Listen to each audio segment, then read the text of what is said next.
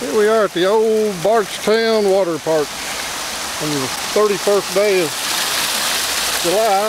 They say it's just rainwater. Look what we got here. That's a nice picture. This is what's going into the creek. Runs into the Big Fork River. We just had a little rain. Kids, last time they said the kids had taken the lids off and thrown some rocks in there. Never once have I seen one of the lids off. And then they say it's rainwater. Let's just see what we can see in here. Got a little toilet paper. I don't know what that brown thing is right there. Use your imagination.